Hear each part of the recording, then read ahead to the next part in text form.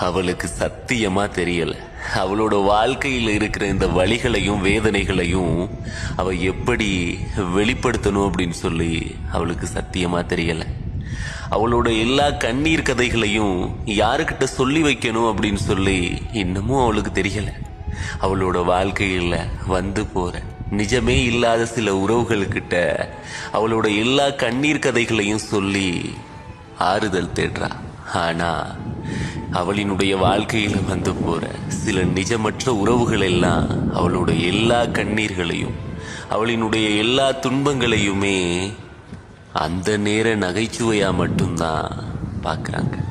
அவளுக்காக கண்ணீர் விடவும், அவளுக்காக கொஞ்சம் ஆறுதல் சொல்லவும் இன்னமும் உண்மையான உறவுகள் அவளோட வாழ்க்கையில வந்து சேரவே இல்லை.